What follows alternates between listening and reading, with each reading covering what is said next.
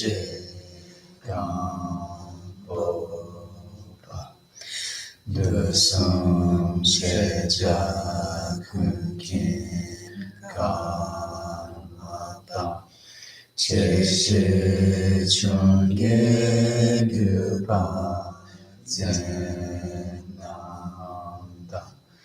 Dreta Zasum Baldin Drupaso Salam Jagya Chelanga Nyepe Nyame Drokunda Pokajuna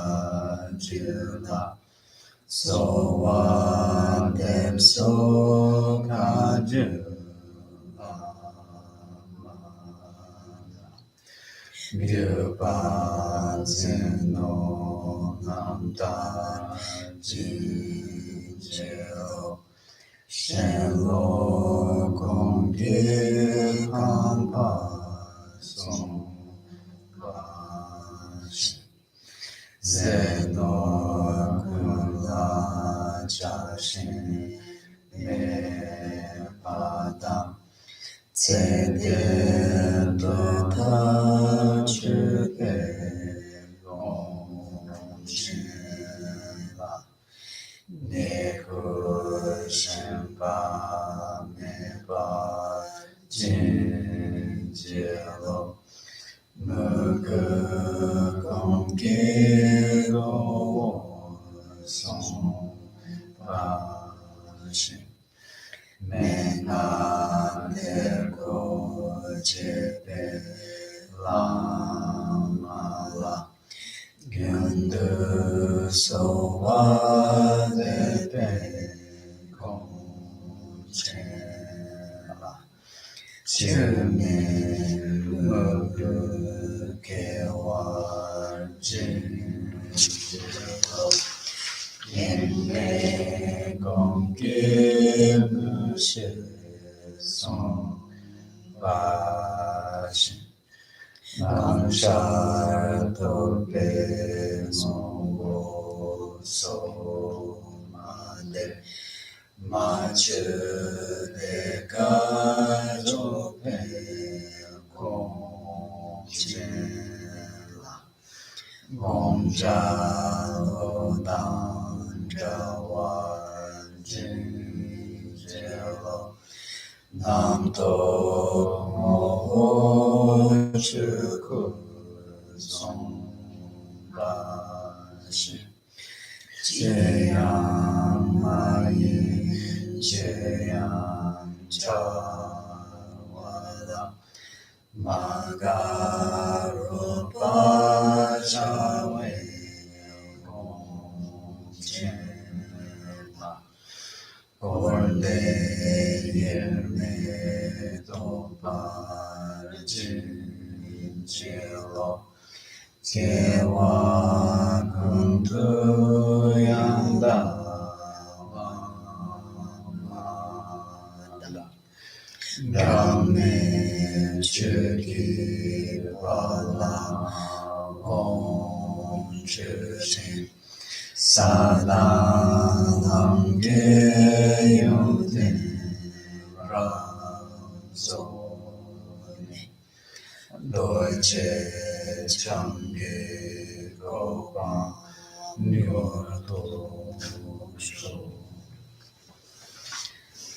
Sange Judam Zokyu Chomnam Jamche Bardor Tulku Rinpoche Dage Jinso Tibet Sonamki Drola Penche Sange Drupasho Sange Chedam Zogi Chomnamba Jamchu Bardor Tulku Dage Jinso Jipe Sonamki Drola Penche Sange Drupasho Sangye Chudan Soki Chonamba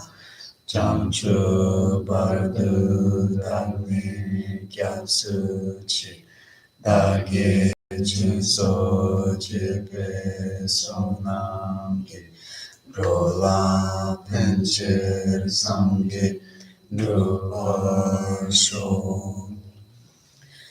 Semchen Tamche Dewadan Dewe Gyudan Tempa Gyuchi Dungadan Dungangi Gyudan Jawa Gyuchi Dungan Mepe Dewa Tampadang Mejawa Gyuchi Nerin Chakdan Nidang Dewe Tanyong Champola Nepa Gyurji Semchen Damche Dewa Dam Dewe Gyudam Dempa Gyurji Dunga Dam Dunga Gi Gyudam Dewa Gyurji Dunga Mepe Dewa Dampa Dam Mejawa Gyurji Nerin Chakdan Nidang Dewe Tanyong Champola Nepa Gyurji Semchen Tamche Dewa Dam Dewe Gyudam Dewa Gyurji Dunga Dam Dunga Gi Gyudam Dewa Gyurji Dunga Mepe Dewa Dampa Mejawa Gyurji Nerin Chakdam Nidam Dewe Tanyong Champola Nepa Gyurji Semchen Tamche Lochu Su Jowar Jinje Laptu So Chulamdu Jowar Jinje Laptu So Lamtrupa Sawar Jinje Laptu So Trupa Yeshe Suchawar Jinje Laptu So Badan Semchen Tamche Lochu Su Jowar Jinje Laptu So Chulamdu Jowar Jinje Laptu So Lamtrupa Sawar Jinje Laptu So Trupa Yeshe Suchawar Jinje Laptu So Badan Semchen Tamche Lochu Su Jowar Jinje Laptu So Chulamdu Jowar Jinje Laptu So Lamtrupa Sawar Jinje Laptu So Trupa Yeshe Suchawar Jinje Laptu So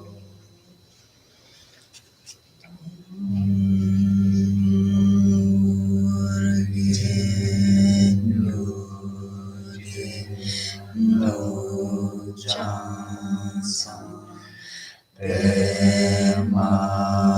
Pemage Sardon Pola Yasen Chodi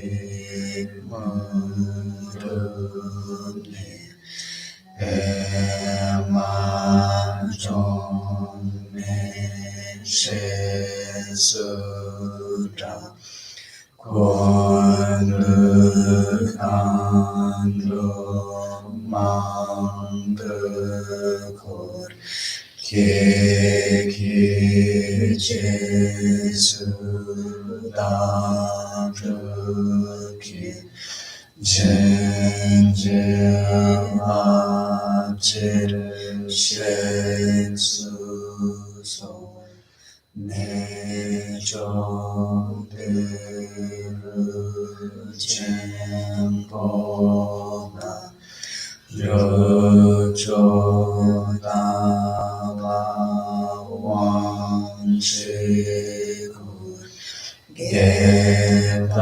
Terchen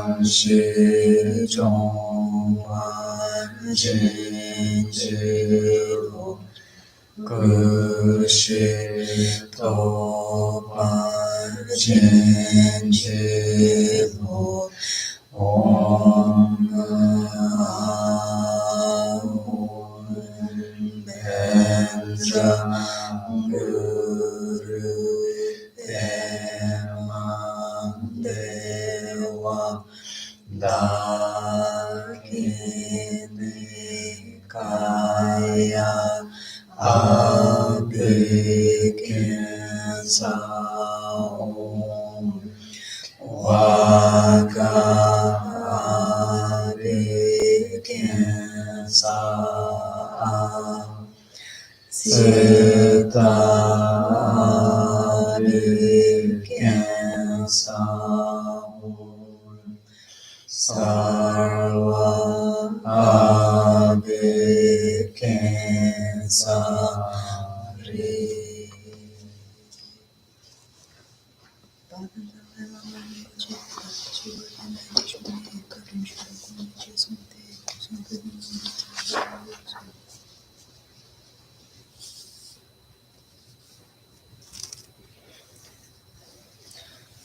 Before engaging in Dharma activity, it is very important to establish the proper motivation, which is the vast motivation of bodhicitta. So, therefore, please think, all sentient beings without exception have been my kind parents. These parents long for happiness, but do not know how to engage in the causes of happiness. They do not want to suffer, but they do not know how to abandon the causes of suffering. In order to free them from this cycle of suffering, I will now listen to the sacred Dharma in order to accomplish their benefit. I will do this for all sentient beings, my kind parents, and establish every one of them at the state of a fully enlightened Buddha. When listening to or studying the Dharma, please maintain the proper conduct, which is to be actively interested, appreciative, and happy to be receiving Dharma teachings, to be fully attentive and undistracted so that you don't forget the teachings you receive, and to maintain a clear, calm, and open mind when listening so that negative states of mind or unworthy motivations do not corrupt the teachings. Excellent. So now that we have established the proper motivation and conduct, we can begin. So good morning, everyone. It's very nice to see you all here today, in person and online. And I'm very glad that we can gather again to discuss Buddhist teachings. This weekend, we have been discussing the topic of the precious human life. I should mention that there is a new handout which is available on the website, and also, it's listed there on the website under the event page. I think it should say the handout for Sunday. We have a couple in print here for our participants. There are some here. So this is part 2 for today.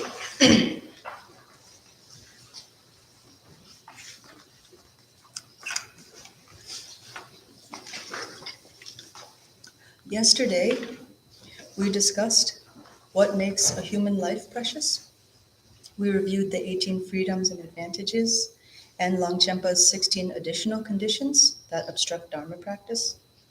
Then we switched gears to the second guiding question of the weekend, which is, what should we do with our precious human life? As Buddhists, perhaps we might answer, we should practice the Dharma, or we should live rightly, which means that we should abandon what should be abandoned and adopt what should be adopted. This led us to the discussion of the 8 worldly dharmas and an explanation of the 10 negative actions to be avoided, which are listed on the handout for today. So as was mentioned, the 10 non-virtues of actions are related to body, speech, and mind. The first 3 being non-virtues of body, which are listed there on the handout. And then those are followed by the 4 non-virtues of speech, and then the last 3 non-virtues of mind. So yesterday, we focused on defining these non-virtues, and today we'll move on to the explanation of the results that carrying out these non-virtues manifest in our present life, or maybe even in the future. So,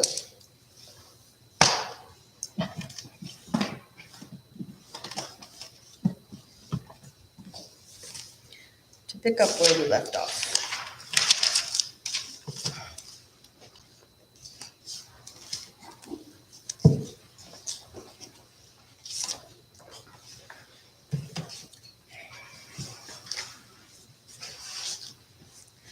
Patrul Rinpoche calls these the experiences similar to the cause. He clarifies, each of the 10 harmful actions results in a pair of effects on our subsequent experiences. So, as for the first, taking life. Taking life, to have killed in a previous life, makes our present life not only short, but also subject to frequent disease. Sometimes, newborn babies die as an effect similar to the cause of having killed in a past life. For many lifetimes, they may keep on dying as soon as they are born, over and over again. There are also people who survive into adulthood, but from their earliest childhood are tormented by one illness after another without respite until their death. Again, as the result of having killed and assaulted others in a past life. In the face of such circumstances, it is more important to confess with regret the past actions that have brought them about than to find ways to modify each immediate problem. We should confess with regret and vow to renounce such actions, and as an antidote to their effects, we can make efforts to undertake positive actions and abandon harmful ones. Though for some, this might not be an easy teaching to swallow, it is taught that killing others leads to one's own untimely death and poor health. As Patrul Rinpoche mentions, sometimes even newborn babies die, and we may wonder why this has happened. Sometimes people experience illness after illness and can't seem to remedy the cause. Though it might seem foreign, Patrul Rinpoche suggests confessing with regret whatever past actions one might have committed to bring about such suffering and to renounce taking life and harming others' lives. In its place, we could instead support life. How could we do this?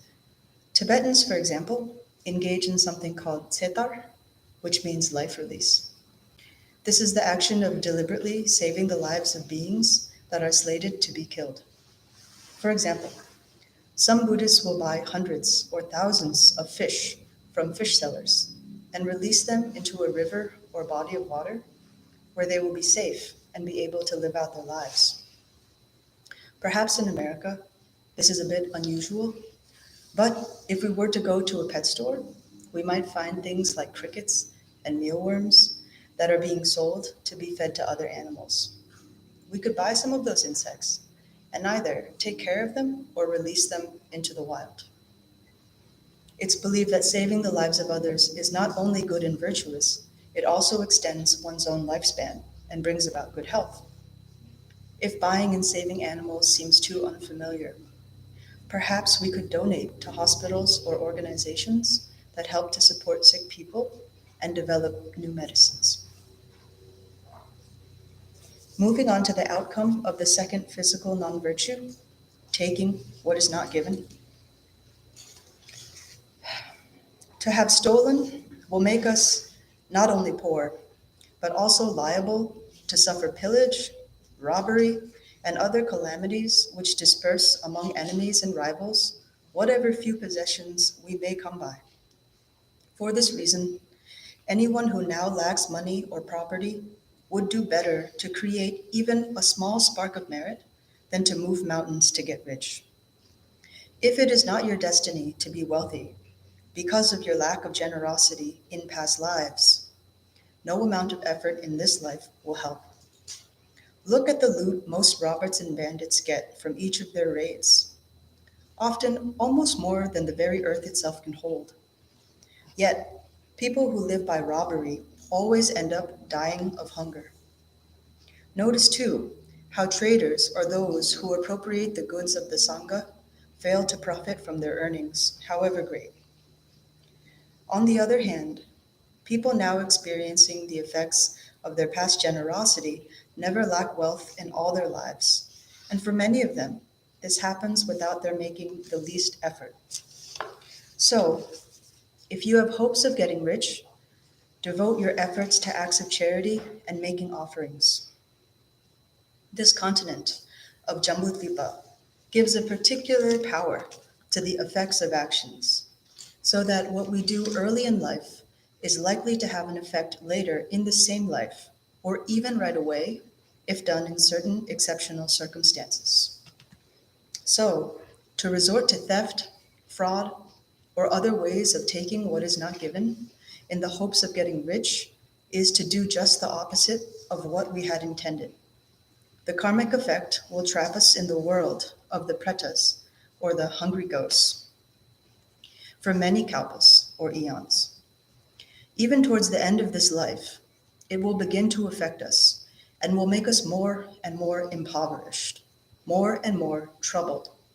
We will be bereft of any control over the few possessions that remain to us.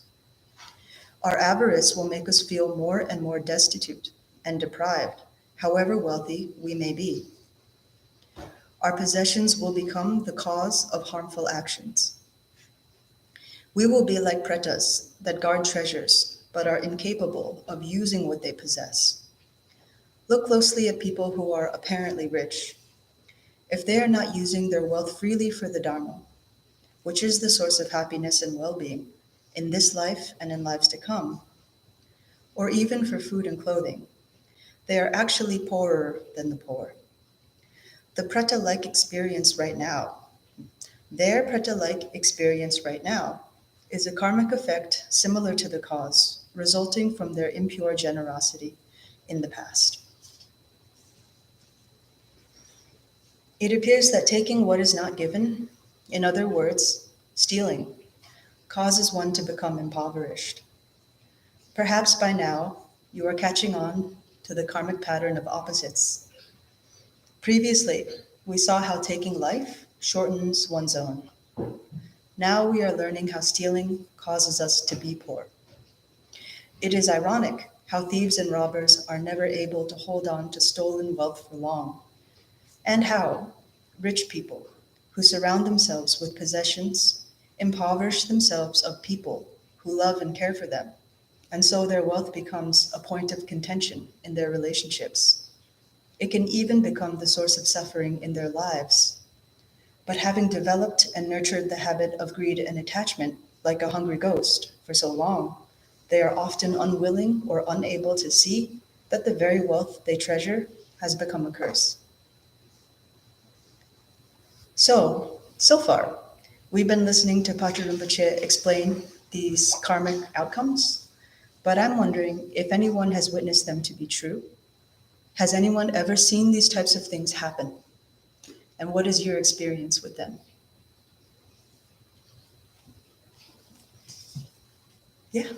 I guess I related to some relationships that I've had, where I've pushed past emotional boundaries that someone might have to, like, no, it's not a good time for me, that kind of thing. And eventually they did end up being beautiful relationships, but that boundary, which was pushed past, eventually was also the thing which ended the relationship. Mm-hmm.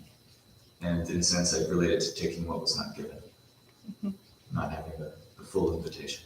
Mm-hmm. Yeah, so maybe temporarily seemed to work out, but in the long run, it caused it to fall apart. Mm. Sure. Thank you. Anyone else relate to any of these? Yeah. Yeah, my old boss was a multi-billionaire, and it just was a problem for us emotionally. I worked for her for 6 years, and we got along really well, but there was always this sort of like class boundary that kept us apart. So even though we were dealing with each other one-on-one every single day, there was always this sort of dissonance with our relationship, where I can never just fully express myself because of the class difference between the two of us. So when talking about people being kept out by the boundary, like her wealth was actually what like ended up keeping us apart, even though as people we got along just fine. And this class boundary, did it have something to do with trust, or was it because there was an inability to relate? I felt like she didn't trust that people would be close to her just to be close with her. I felt like she felt like they would always be just like after her money. Mm-hmm. And so she couldn't just accept the kind of like humanness of just two people getting along. And then she also kind of wielded that power to her advantage too, of like keeping people at bay. That sounds horrible in two different ways. Right? Yeah. You can't have friends and then also your money you use to kind of like abuse people, Right, which also stops you from having friends. right. It's also very common. Very It common. is very common. I have a patient right now who is in the process of getting a divorce very quickly, and they're wealthy. And my patient has grown and evolved in therapy over the last 10 years, however, her husband has not. And it's turned into money. For him, it's about the money. And for her, it's about the children and moving forward, keeping things safe, keeping the father in the picture, et cetera, et cetera. It's such a dissonance. And she's so shocked at this man that she's known for 35 years. Dissolves the marriage because he's having an affair with somebody else, first of all. But, like, it's just a shocking situation, but it's so common. But that's when you see true colors of the relationship is all based on falsehood in the first place. Oh, that's sad to hear. Mm-hmm. Yeah. Seems like maybe their focuses are different. Mhm. What she's trying to preserve and what maybe he's trying to preserve. Yeah. I'm hearing from everyone else that the more money you have, the more afraid you are. And I've just been so aware of that. And I can see it in generation after generation. And it's the saddest thing I've seen, going back even generations, is to start out with lots of money, very comfortable, and then it's just going and you're just getting more and more afraid and more grasping. And then to look at young people and say, okay, you've got all this great stuff, but it's unsustainable. But you can't, they won't hear it. And they're just killing themselves trying to sustain what they think of as wealth. And it's just, it is horrible to watch. It's really horrible. In some ways, it's the people who have the most who are suffering the most. In some ways, they just can't let go and they can't trust. It's horrible to see it, but you can't. What do you say to them? What can you say? I'm sure they don't want to hear that, No, they that don't. their money is the cause They of all really this don't. trouble. And when they invite me out, I'm like, I can't keep up with you. I can't go down to New York City whenever you want me to and pay for your meals because you want me to take care of you because, Really, when you're invited out with a rich person, don't expect them to pick up the tab. They won't. They won't. Oh, really? Stingy too? Absolutely not. Oh, yes, absolutely. Absolutely. Absolutely. The richer they are, the more they expect you to pay for it because you're so lucky They to want be to in bargain the same down. room with you. They bargain down prices, they think they should get special consideration. It's amazing. It is. It It's is. truly astounding. Yeah, and it's really, really hard to deal with. Wow. That seems so counterintuitive. But I've dealt with it all my life. Really, I had a grandfather who was a millionaire who lost everything. So I had family who grew up as millionaires who had nothing, who went on to be having nothing. So it's been an ongoing motif in my whole life. Yeah. It's really strange to grow up with people who grew up very, very wealthy and then had nothing. That would be It's very difficult. It's a very strange situation. Right. Then they haven't really developed the tools to sustain themselves. And they have that lack of trust and they have the grasping, but they have nothing. So what are you grasping? You're grasping at junk because that's all you can afford now. Sometimes in the end, it kind of looks like just a lot of junk, like a lot of old Oh, stuff. believe me, it does turn into junk if you can't sustain it. You buy this beautiful house and it falls apart after 20 years because you don't have the money to sustain it. Right. And then it can become a hazard. It becomes burdensome. Yeah. Then you have a lot of stuff breaking down. Yeah, a house falling apart and a gorgeous Cadillac in the driveway. Yeah. Right. So there's that kind of blessing becomes a curse, like transition. Yeah. So it sounds like having a lot of money can actually increase fear, grasping, stinginess. Every kind of misconduct you can think of because Oh. they feel so entitled. Okay, misconduct. Every misconduct, like stealing. And I think you were mentioning loneliness. Yep. Loneliness and maybe like feeling isolated. Well, and it's also, I have to say this has been very well demonstrated by the former person who was called President of the United States, but everything's transactional.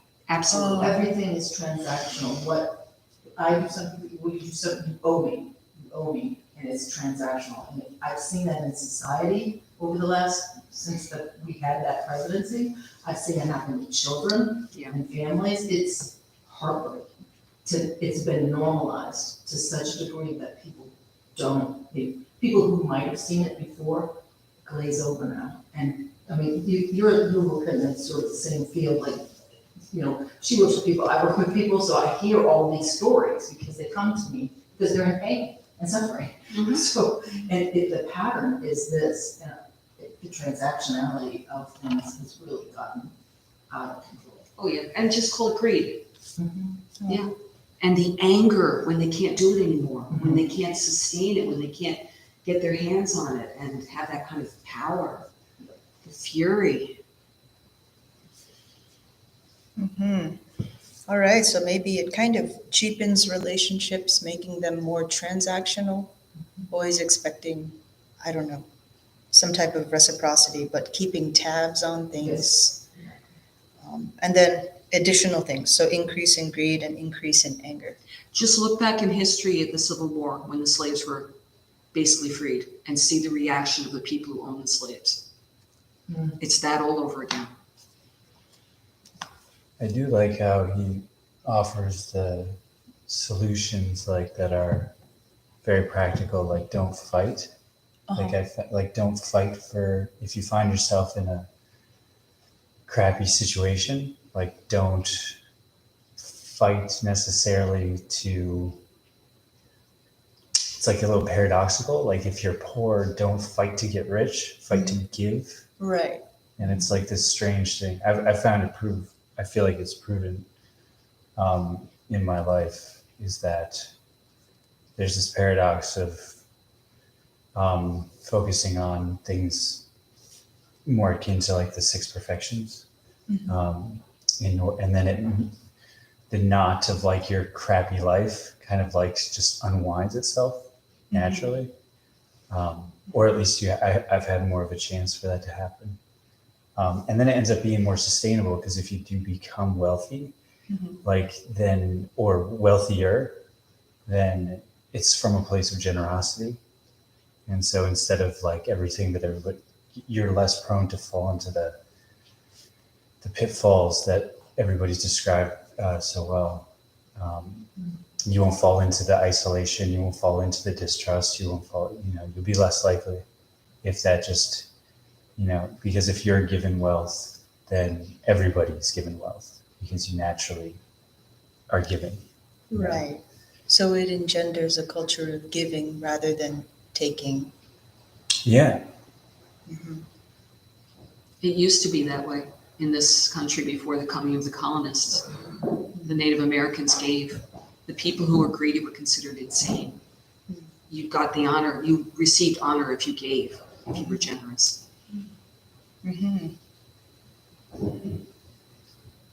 Yeah. Well, thanks for bringing up those points. Yeah. Bardor Rinpoche is advising that if we're poor, if we find ourselves in a state of being poor, then we shouldn't be fighting other people or striving or putting such an effort to get rich, but in order finding ways that we can be generous. So to do that, you have to be kind of okay with where you are and feel the fullness that you have, and maybe even start to feel grateful for what you do have. And then from that feeling, you can find ways to give to others and not feel such a sense of lack, which is what Teresa was speaking about yesterday. So instead of feeling this lack, feeling the fullness. Because, comparatively, I think we're all doing okay. There are lots of people in this world who do perfectly fine with a lot less. So yeah, we have to kind of be aware of and find ways to counter that impulse to always want more and more and more, and to take. Instead, we should try to give. And this will naturally bring wealth to us, and a wealth that we don't have to fight to protect. It's a wealth that we deserve and will naturally come. That's the teaching about the effects of taking what is not given. So thank you all so much for your responses. While we may receive a lot of Dharma teachings, I think the best teacher is our own experience. Also, hearing others' lived experiences is very valuable and may even save us from making similar mistakes. There is another teaching on how to respond to the effects of taking what is not given. The 37 Practices of a Bodhisattva, composed by Gyaltse Ngulchu Togme in the 14th century, contains a verse on this very topic. This is verse 12, and it's on the handout. Even if someone, driven by great desire, seizes all my wealth or induces others to do so, to dedicate to him my body, possessions, and past, present, and future merit, is the practice of a bodhisattva. As we stated before, there are many reasons why we ought to have an alternative response to theft than getting angry at the thief. One reason is that the material objects are not worth the trouble, They are simply things made up of matter that will break down over time. It's not worth jeopardizing our happiness or our safety over material objects. His Holiness the Karmapa shares a story on this topic as commentary to verse 12. He states,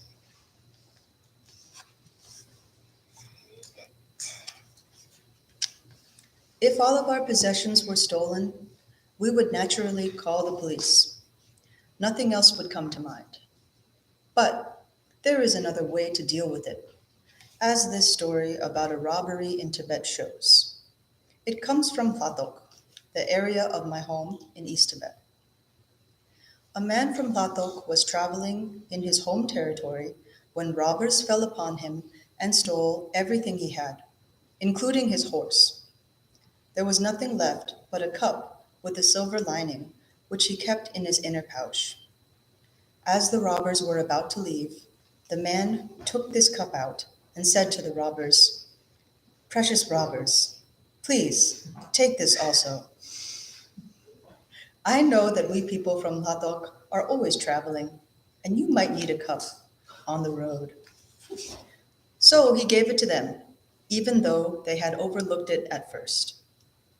The point here is that we usually think we own the things we have. It is true that they are our possessions, but eventually they go here and there. Things are passed around, so clinging to our possessions does not make sense.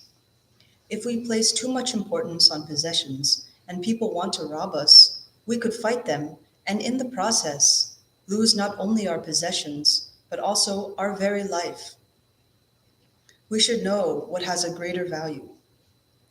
We should not risk our lives for something, such as the various things we have accumulated.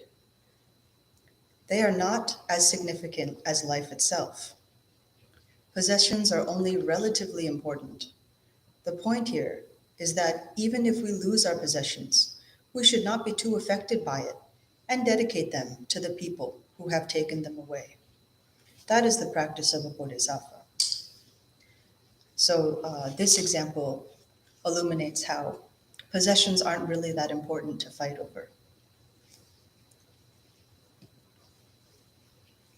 Furthermore, Dilgo Khyentse Rinpoche provides commentary on verse 12, where he turns attachment on its head. He argues that the one who seems to be the aggressor, the thief, is in fact the helper, the liberator. He fully engages what my old roommate used to call Jedi mind tricks. When I would explain things to her and use a type of reverse logic based on the workings of karma, she couldn't really follow, and so she compared it to a kind of mind gymnastics.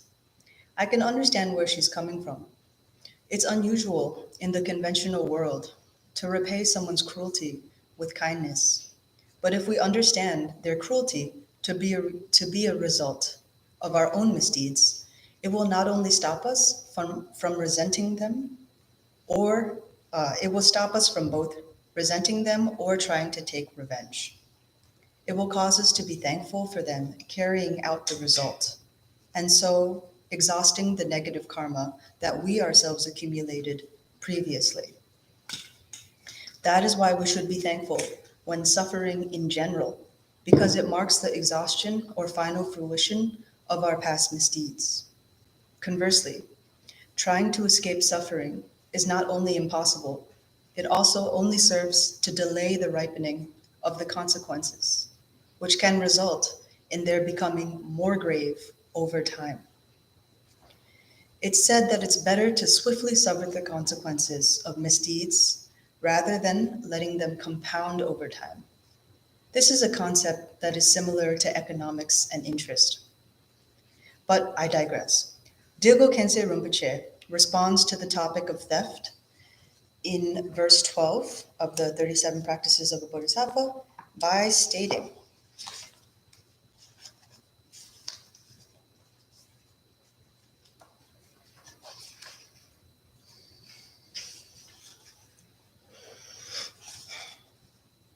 to have wealth and property is normally thought of as desirable, but attachment to them is actually an obstacle on your spiritual path.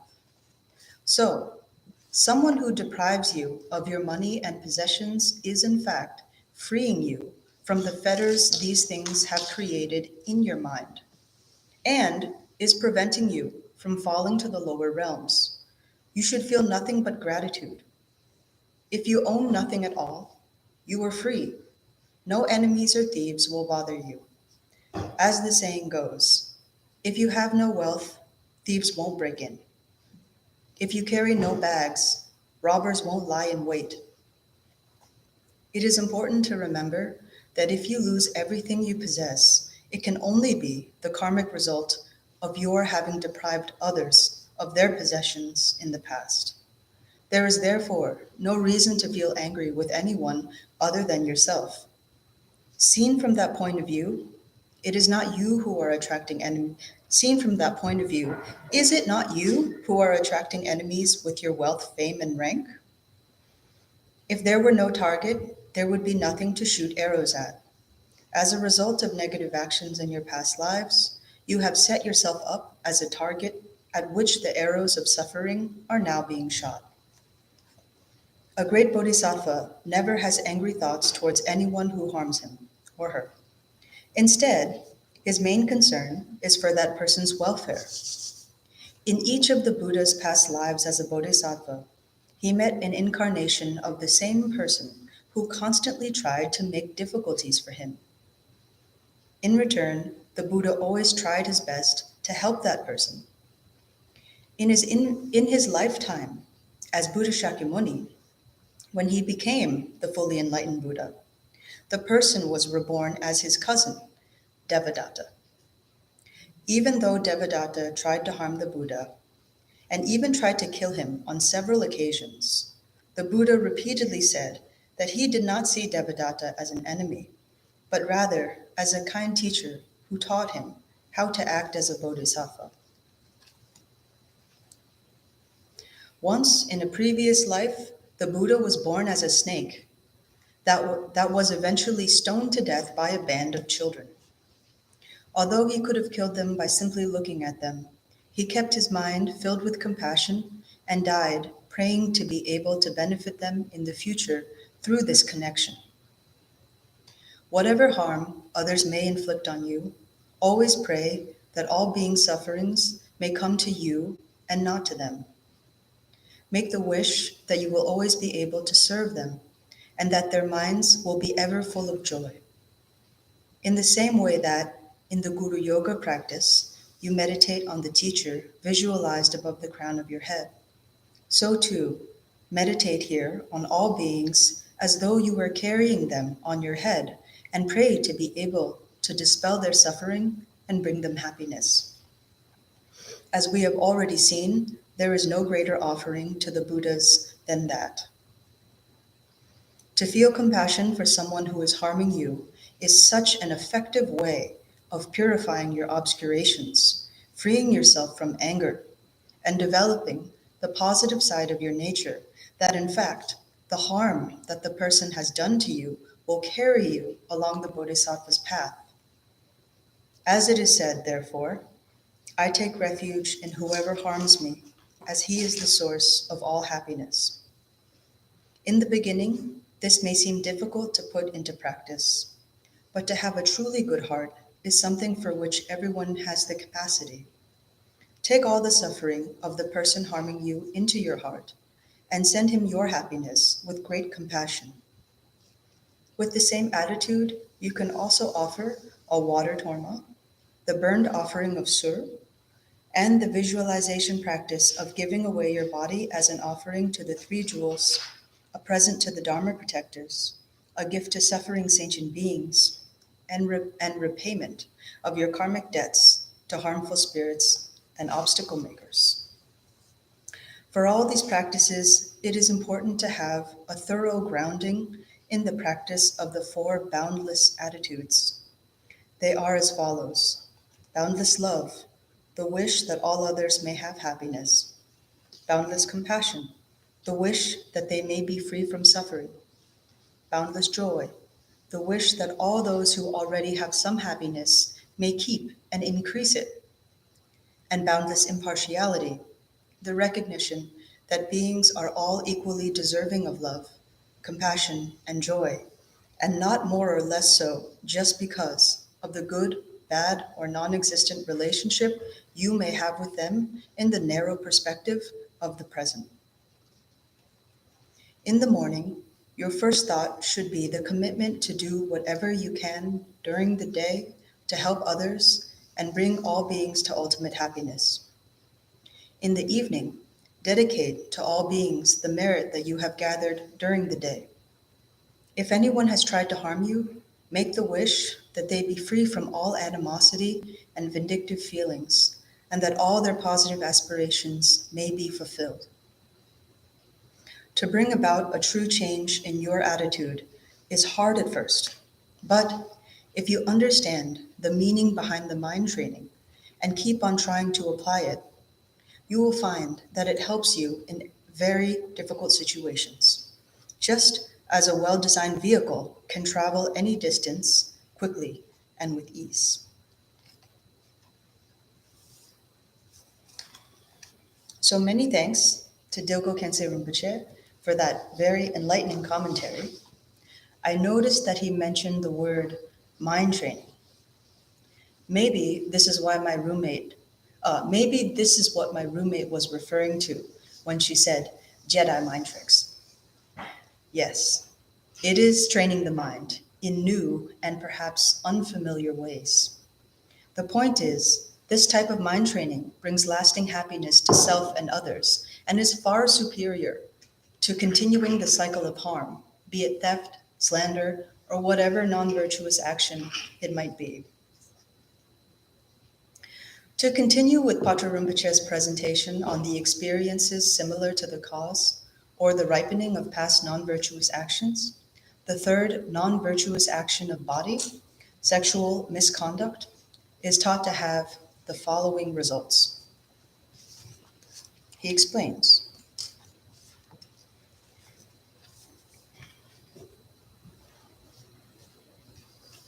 To have indulged in sexual misconduct, it is said, will cause us to have a spouse who is not only unattractive, but who also behaves in a loose or hostile manner.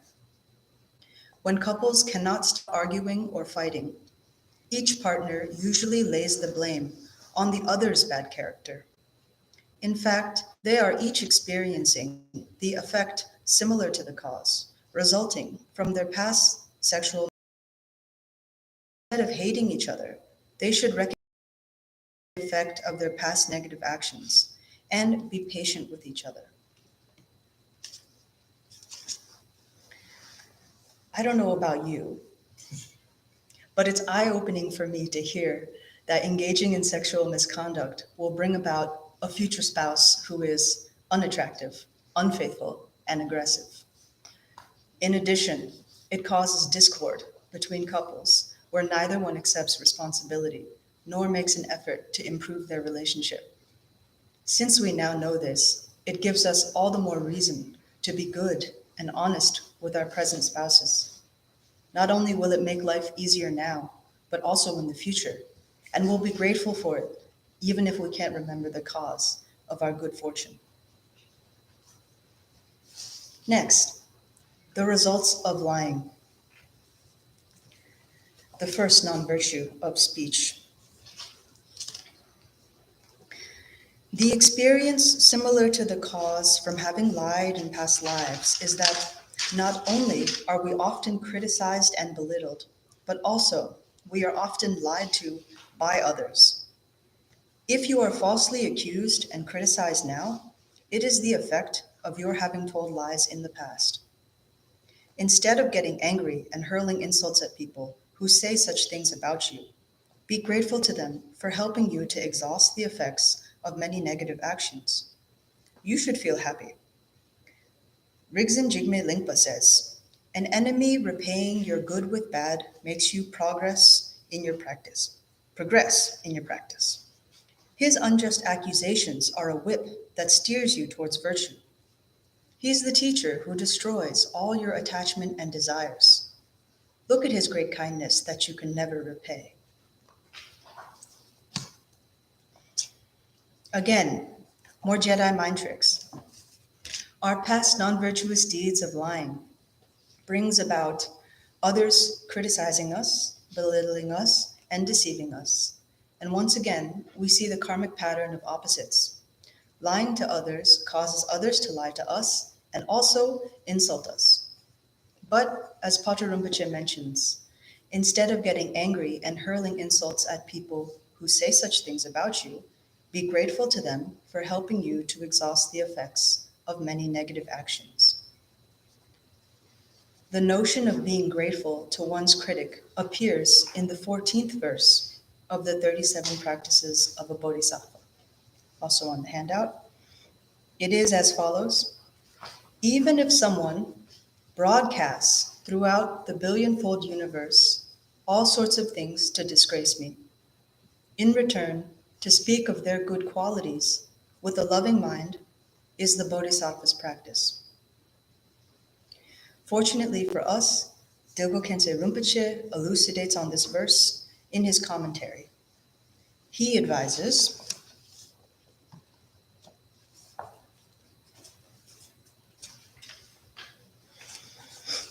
if someone defames and disgraces you, that is simply the result of having criticized and dishonored others in the past, especially bodhisattvas. Instead of feeling angry with such people, you should feel grateful to them for giving you the opportunity to purify your past misdeeds. In all circumstances, it is important to act in accordance with the teachings, but especially at such moments. What is the point of having received teachings if you do not apply them? Unfavorable circumstances are the best opportunity you will have to put the teachings into practice. Once, a pure monk from Raktrul Monastery was blamed for the theft of a lost plate. He went to see his abbot and asked him, "I'm not at fault. What should I do?" The abbot advised him, "Accept the blame. Offer tea to all the monks, and eventually your innocence will be proved." The monk did so.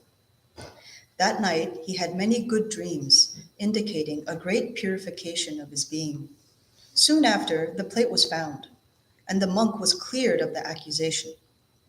Informed of the matter, the abbot concluded, that is the right way to behave. So, remember that whether you have a good reputation or a bad one, it has no objective reality at all. It is not worth caring about. The great teachers of the past never bothered about such things. They always answered slander and disparagement with kindness and patience. Langri Tangpa was one such master. Once, in the region of a cave where he was meditating, there was a couple whose children always died in infancy. When yet another child was born to them, they consulted an oracle who said that the child would survive only if they claimed that he was the son of a spiritual master. So, the wife took her baby boy up to Langri Tangpa's cave and set him down in front of the sage. She said, "Here is your son," and went away. The hermit said nothing about it, apart from simply asking a devoted woman he knew to feed and care for the child. Sure enough, Langri Tangpa, being a monk, gossip spread about him having fathered a child. A few years later, the parents of the boy came with large offerings and respectfully said to him, "Please forgive us.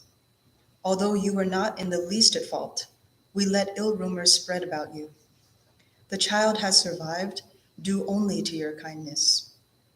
Serene as always, Langri Tangpa gave the boy back to his parents without a word. Some people spend all their energy and even risk their lives to achieve fame. Fame and notoriety are both no more than an empty echo. Your reputation is an alluring mirage that can easily lead you astray. Discard it without a second thought, like the snot you blow from your nose.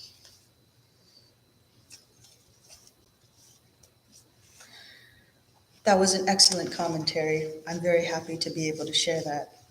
And yes, Why should we care so much about what others say about us? Whether they praise us or slander us, does it really matter? Why should we care? We are the ones who know the truth.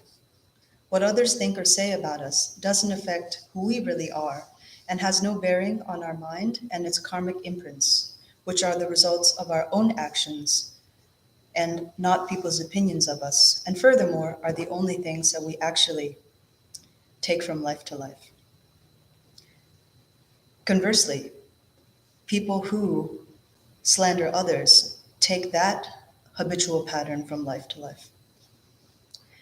And this reminds me of the 8 worldly concerns, in particular, hope for praise and fear of blame, and hope for good reputation and fear of bad reputation. Those are some concerns the monk Langri Tangpa clearly did not have, since he accepted and raised a child who was not his own, indifferent to the gossip of local people. Moving on to the result of the second non-virtue of speech, sowing discord.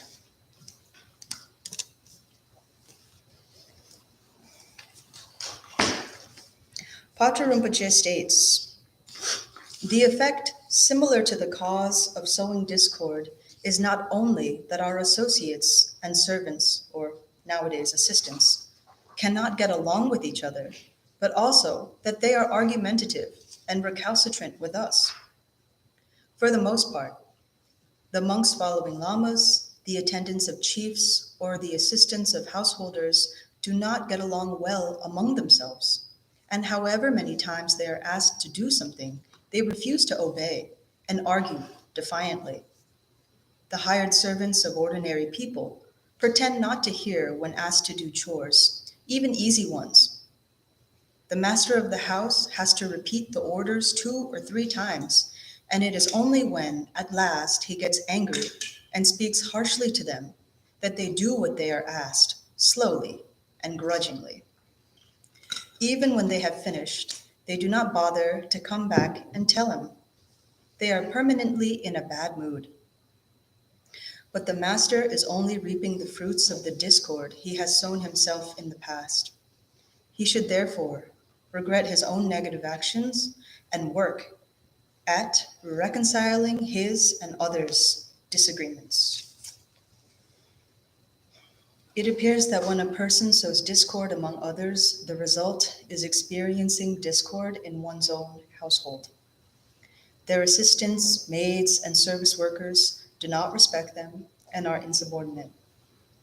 I can only imagine that this might extend to one's own children as well. As Patrul Rinpoche states, this person is reaping the fruits of their own negative actions and should instead focus on helping to resolve arguments and to be a peacemaker. Doing that would help to reverse these unwanted results and would be more effective than chastising one's staff even harder. The third non-virtue of speech, harsh speech, is taught to bring about the following results. Well, I think I might want to ask, actually, does anybody have experience with that? That those who sow discord seem to have no peace in their own household. Has anyone seen that? Yeah. When you're a teacher, you're just setting the mood. I'm sure Jared can relate to that. Remember Jared, NDI? You just set the mood, and you have to be so careful because you can just trigger. And when people walk in with negativity, you have to find a way to just stay really, really calm. And you can calm things down, but you have to be really patient because you'll just stand there and have all these negativities coming at you, and you're like, not reacting. It's going to be a good day. So you have to learn how to do that. Otherwise, you just get caught up in that wave of negativity. But yeah, it's a great way to work off the karma. I see. Yeah. So you find yourself having to settle down. It's like riding these waves, Uh-huh. you know, and somebody can leave the room and come back in a terrible mood. And then you have to kind of find a way to calm it down somehow, like with a joke or just staying really, really calm. But you just you start the morning like, okay, what's going to happen today? But you're like, just stay calm no matter what happens. All right. Yeah. So you really walk in just knowing it's going to happen. That some people will be negative, some people will be positive, some people will be open to, okay, all right, I'll calm down now. The lived experience of a teacher. Yeah, yeah. Good to hear. There's it just reminded when you were talking, it reminded me of strong personalities and learning how to not fight against them, especially when they themselves are fighters. And it seems to, and where it's like, you have to figure out this constant acceptance and coming to terms with who they are. And like Sally said, it's like surfing, riding waves. You can't fight the wave. Especially with her, when me and her talk together, it's we met with aggression. Yeah. Is actually not always, in fact, most often I've found to meet it with aggression only leads to more aggression. Right. And you do not win. And so it's like how to work with that energy, almost like Tai Chi. And, there's also, there's many strong personalities that come into the Dharma. And how to deal with Sangha members is also similar. Never trying to like change people, but always just trying to like be in a constant form of acceptance of them and like changing yourself. And Tai Chi is actually a good example, just like working with the energy. Yeah, it is. And then you'll find, just last thing is like, you'll find it, when Sally was talking, like it reminded me of a girl that I was teaching that I had a long relationship with, and eventually after like kind of that dance of like acceptance with her, there was one day where she actually let me know that I was going too far in terms of like, being like very curt and like, so that she felt comfortable enough to actually communicate that with me so that I could change instead of blowing up. So things do change in ways that you wouldn't necessarily predict, but from my experience, just being soft and accepting. Definitely. Like learning how to work with people, learning how to work with their energy. Yeah, being more receptive and adjustable to that can help a lot. Tyler, do you have something? I'm curious if there are teachings on how to work with discord, as you mentioned. I noticed that most of my attempts to repair discord in my friend groups or networks have often resulted in more discord. Usually more often than not. Like I'll try to mediate, like, hey, this person has this trouble with you, and maybe you guys should go talk. And then usually that amplifies it. It causes the discord to almost travel between the people, whereas it was previously quarantined. And so it makes me very curious about that, because it's been quite damaging when I've tried to mediate a few times. That's a good point. I think it highlights the fact that it's not always easy to mediate conflict. It's a very touchy thing, because already you can assume that two people are frustrated. So it's not easy to be a peacemaker between fighting factions. Maybe I would just say one thing, it's almost as if it makes a third person sometimes when you try to mediate. There's the discord here, discord there, and then sometimes if you try to mediate, you can create the relationship, the spirit of discord or something. Oh. Yeah, I guess that is a danger, that it could make things worse. Well, I think the wish and the attempt is noble, even if it doesn't always work out. And really, this teaching that is being given here in particular is about not actively sowing discord. So as long as we're not actively trying to sow discord among people, then I think it'll be okay.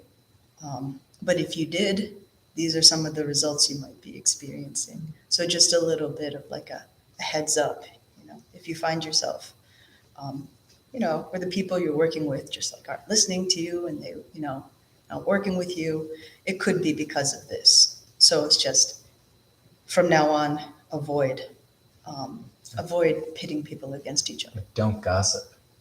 Oh yeah. Like, stop gossiping. It's for myself too. It's just like, many,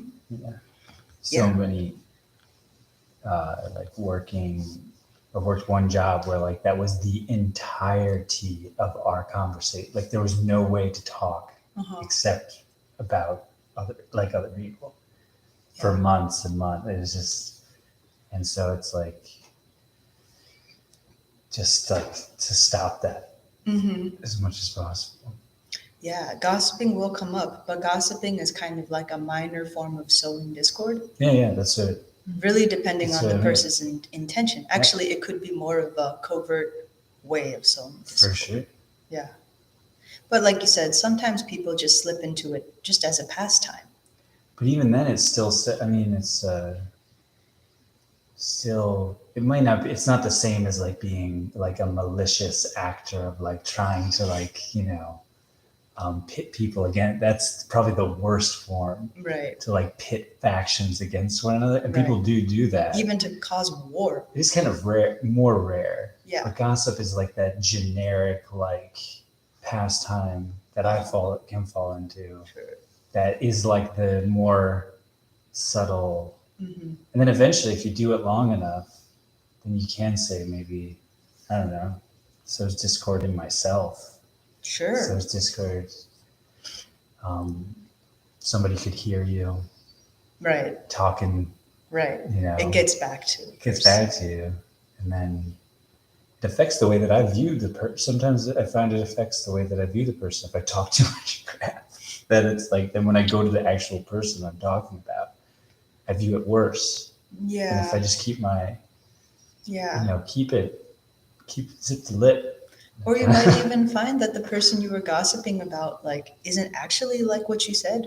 Or For sure, be yeah. different. I'm just maybe on they a have riff. other qualities. Yeah. Yeah. Like, Mm-hmm. because I'm feeling the words that I speak like reinforce the feelings, but it's not necessarily reality. Mm-hmm. It can be I'm just Yeah. just All right. Yeah, we'll get to gossip when we speak about worthless chatter. Gossip there we go. falls into that. Lots of what I'm doing. All right, moving on to the third non-virtue of speech, harsh speech. Harsh speech is taught to bring about the following results.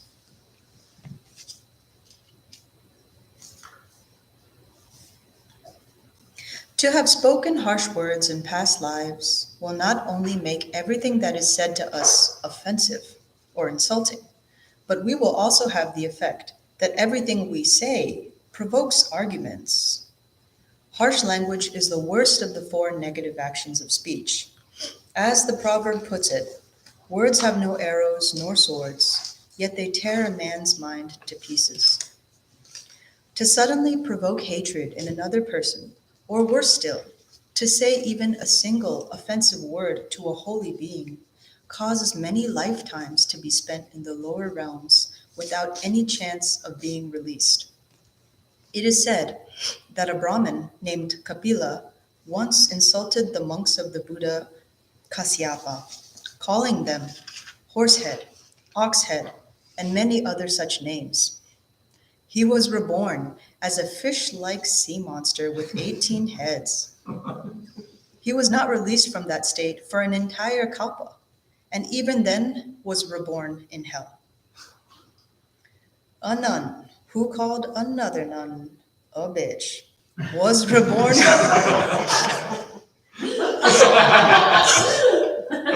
was reborn herself as a bitch 500 times. There are many similar stories So learn to speak gently at all times. Moreover, since you never know who might be a holy being or a bodhisattva, train yourself to perceive all beings purely. Learn to praise them and extol their good qualities and achievements. It is said that to criticize or speak offensively to a bodhisattva is worse than killing all the beings in the three worlds. As the proverb goes, to denigrate a bodhisattva is a greater sin than killing all the beings in the three worlds. All such great and futile faults that I have accumulated, I confess. So, it looks like our harsh words can have very severe and far-reaching effects. This is unfortunate, since oftentimes people say harsh words in a careless and brisk manner. Who knew that the results could be so bad? As Patrul Rinpoche explains, the results of speaking harshly to others makes us perceive all that is said to us as offensive or insulting. In addition, whatever we say ends up provoking arguments. I'm wondering, has anybody witnessed this? Does this seem to be true based on your experience?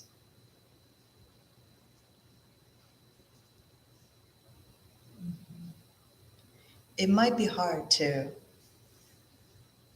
give an example of this, but I think that we've seen it in different ways. That people who speak harshly about others tend to often be in conflict and are often interpreting people's words as like some type of insult. And then they feel, as they say, they feel some type of way about it. They feel like people are always saying something negative about them, probably because they're saying negative things about other people. And it's this opposites effect. They get a little bit paranoid. Yeah? How do you think this applies to something like either justified criticisms or maybe criticisms with good intent? Like, in some sense, criticism can help shape, it can help cause good things to emerge. I think we should be very careful when giving criticism. First off, you have to make sure that that person is in a position to hear it and that they feel comfortable with you and are willing to hear that from you. If not, there's like an 80% chance that it's going to be offensive or that they will be hurt by it. In which case, it's better not to say it. Can I ask you a second question? Sure. How do you think this applies to things that don't seem like beings? So, for instance, I've said some harsh words about New York City recently in my home.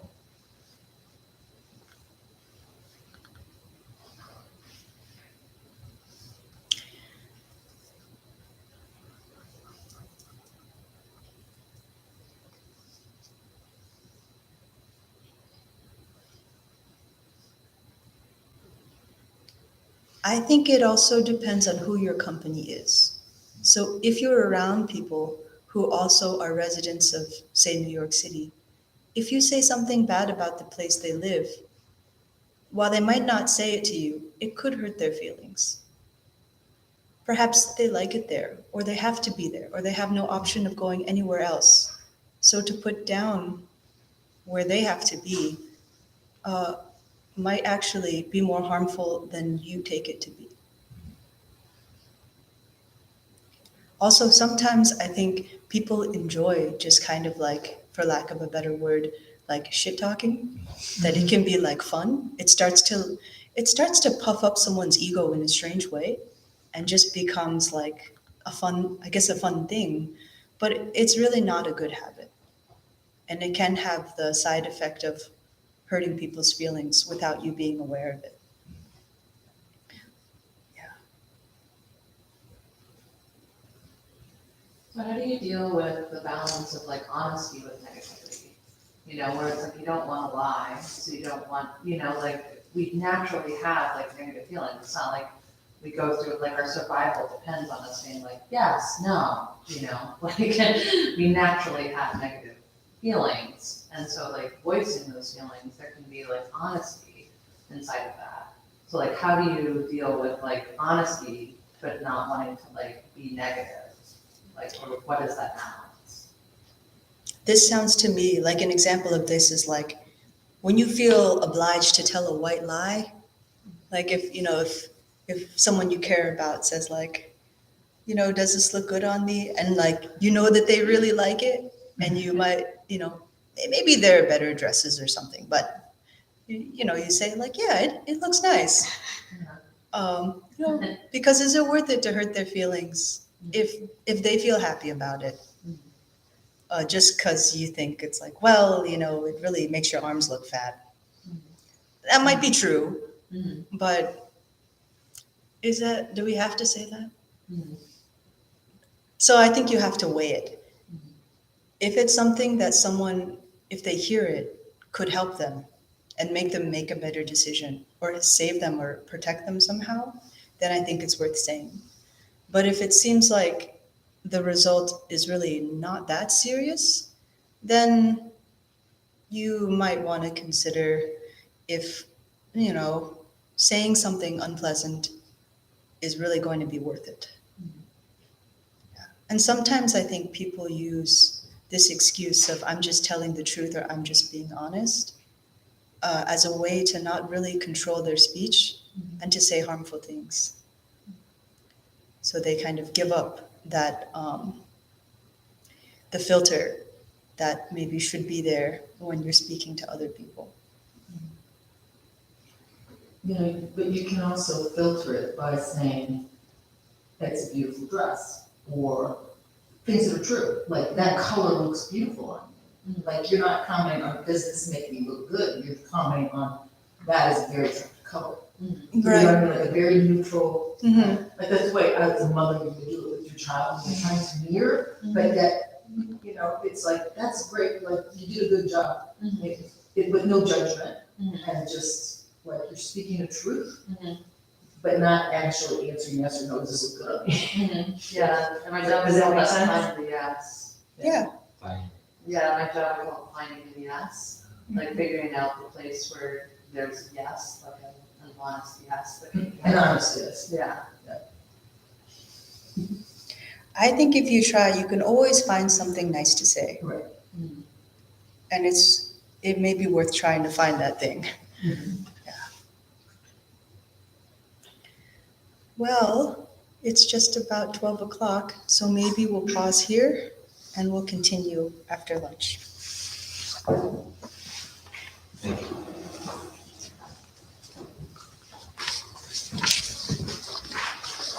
We are on page 7.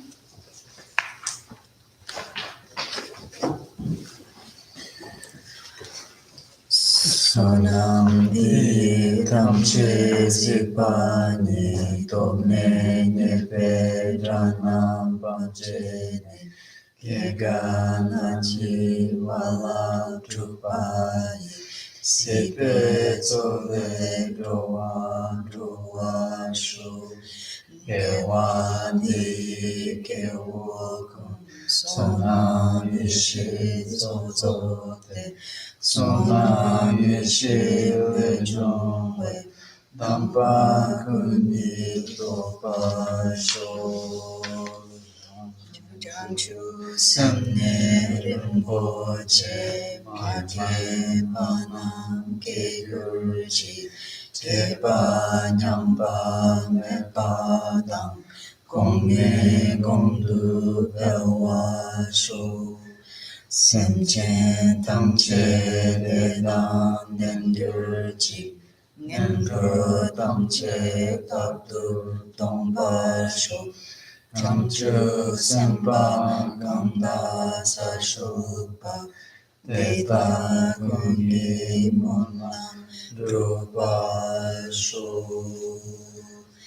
Sanchen reke zuzin dampe Radya kundushan dudu limpai Sabge me jun trebu sanam Chu si shi chota kyape trashi shu